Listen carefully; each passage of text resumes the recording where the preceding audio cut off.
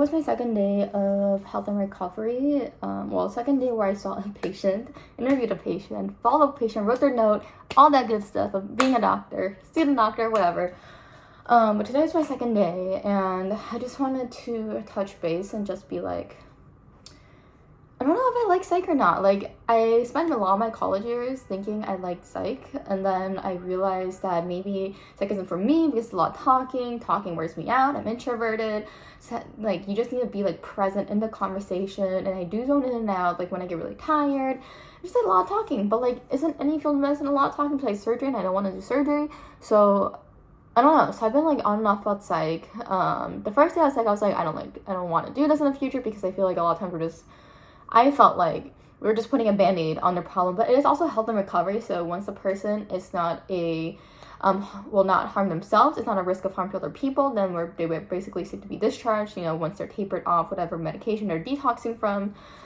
And we also can't hold anyone against their will, unless like legal stuff comes into play, just because everyone is an adult and America believes in autonomy and autonomy is great, all that stuff. But TLDR, I just felt like we were putting a band-aid on a lot of their problems, and so I didn't know how I felt about that because I felt kind of sad that we were discharging like some patients to just back to the street.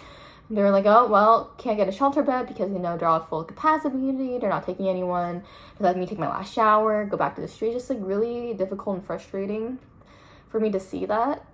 And so I didn't know if I wanted it forever. And then today, my patient, she had depressive symptoms, and she was just really struggling with what she was dealing with, and that I actually enjoyed. Like, I actually enjoyed that interview, as weird as that sounds. Like, I feel like it is very fulfilling in that sense, like, to see someone, like, go from what they say is, like, rock bottom to, like, giving them the tools to get their life back on track and helping them work towards what they want their life to be like, their goals and stuff, and then to see someone someone who's ready to make change. I think that was very different, and that was very impactful for me. And so now I'm back on maybe I like psychiatry, I don't know, so we'll see about tomorrow. Yeah, I just wanted to give my 2 cents on what's on my mind right now. I'm just like, will I be tired? Will it impact me too much in the future? Will I take my patient's problems home? Will I care too much? I don't know.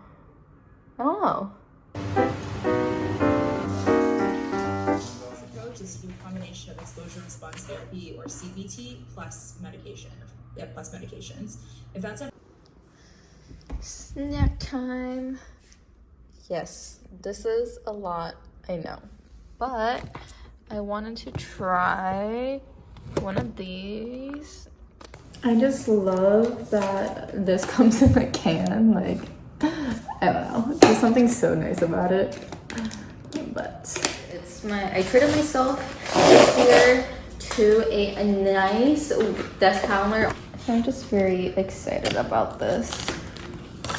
Look how pretty this is. Oh my goodness. And before we continue with today's video, I want to give a quick shout out to Magic Mind. If you guys have been following my channel for a while, then you know that I've been drinking Magic Mind for a couple months now, if not a year almost. I think it's been over a year, since I first got introduced to Magic Mind. Anyways, I am studying, and so I need that energy, I used to go for tea, so I'm an avid tea drinker, right? I drink tea almost every single day. I don't think I can go with anything without caffeine for a single day, to be honest, as sad as it sounds. I am that person in school. Anyways, I used to drink tea every day, or I still drink tea every day, but when you study, sometimes I need that extra boost. And that's when I used to reach for coffee, and that's when most people reach for coffee, but coffee doesn't give me that boost anymore. I don't know, it's because I drank too much coffee, I'm desensitized to it, sad. But it just doesn't give me that boost anymore, and so that's why I really like Magic Mind, because Magic Mind has the caffeine, obviously, from matcha, and it also has other things in it. For example, like the adaptogens, which will help you relax, and nootropics that will give you that focus, which that's what I really drink Magic Mind for, because I do think that it helps me focus. And it also has agave, just for it to taste better. It's so cute. On the bottle it says for happy vibes. But this little drink really just pushes me through like maybe a 2-3 hour study session where I just need to sit there, look at questions, do nothing else, and focus works, at least for me. You know, everyone's body's different, everyone feels different, like side effects from different things, but for me personally, you know, it's a great drink. And if you guys are interested, as always, I will have a discount code in the description for you. So you develop your own strategy of the approach. I'm going to start from the bottom and then read the question. So today's our didactics day, which is why I'm at home. It's Wednesday, and so we have lecture from 9 to 12 straight, not a single break. But pros of being at home is that I get a good lunch, and I'm so excited.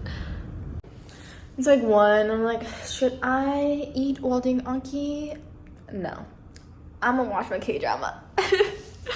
I love being at home. Like, honestly, I need a profession in the future where I can stay at home.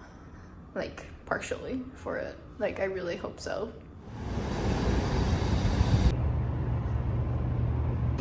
It's like 4:30, just finished my second day of inpatient. It's all behavioral care. It's like the main, wow, I look rough. It's like the main psych unit.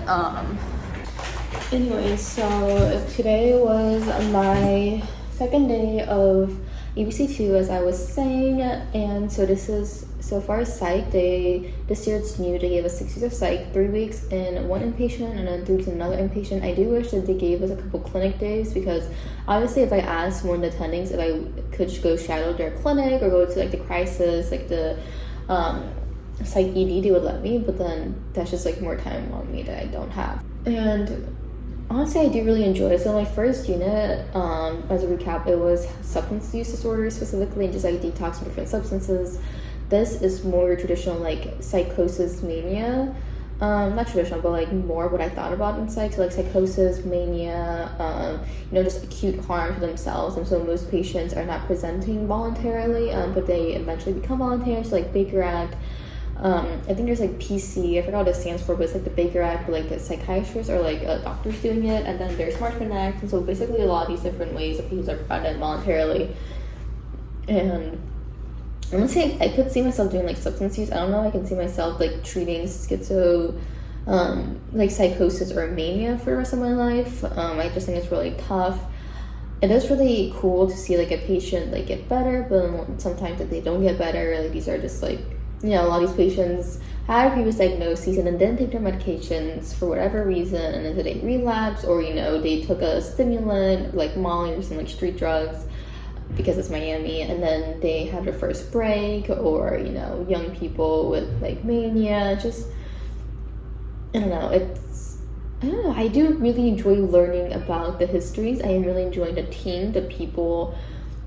I think psychiatry is super interesting. Like, these things can happen to your brain. People don't think about it, you know. People just take drugs like all the time now, especially in Miami. Just like, you know, people take Molly, they take, I don't even know, half these drugs like opioids, fentanyl, whatever. Like, these are very common drugs in Miami. LSDs, like different like hallucinogens or stimulants, but sometimes it causes you like psychosis, and then you just have like psychosis for the rest of your life, and you have like schizophrenia or whatever for the rest of your life. Like, that's scary. Like, that's so scary, and a lot of people don't think about it. Anyways, I'm just like really, I am enjoying my time. It doesn't like spark like, oh my god, I'm gonna do psychiatry, and I'm still kind of waiting for that, but I do know to lower my standards, and that might not come.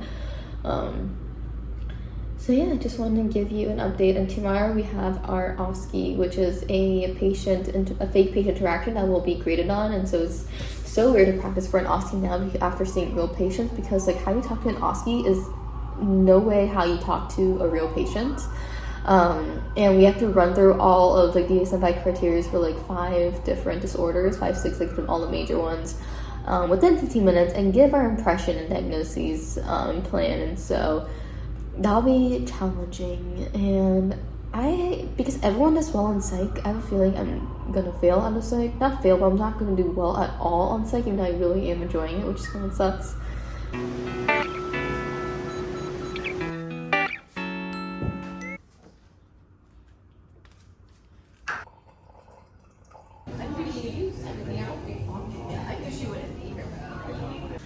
I just finished my OSCE. Just got home. That one kind of funny, just because, you know, I actually felt prepared going into it, But then I got a talker, which means she just talked a lot, which is good. I was really bad at cutting people off. Like, I just don't enjoy cutting people off, especially like she was like the fake patient. She was like, oh, I'm sad and depressed and couldn't sleep because of feelings of guilt and worthlessness, past suicide attempts. Like, how am I supposed to cut that off? Like, I know in medicine we're all supposed to be efficient and like, I don't know, but how am I supposed to cut off a lady who is sad and depressed? I don't know. And that is a skill I have to work on, but also we only have 15 minutes, you know, take the whole history and give our impression and everything like that. But in the real world, I've had my preceptors giving me around 20 minutes. We don't have to do an impression, and we already have like the rest of their charts, so like the intake notes. And so honestly, in real life, we have a lot more information than we do for the OSCEs, which is, the OSCEs are like, they're an exam, they're our clinical exams, and they're supposed to be challenging, but they're so much more challenging than the real world, just because like, one, you have less time in the real world, two, you're going in with less information than you would in the real world. So there's a lot of questions I knew I had to ask, but I just did not have time to ask, so I didn't ask it. And they gave us a rubric, but I refused to go down the rubric and see what I got, because no.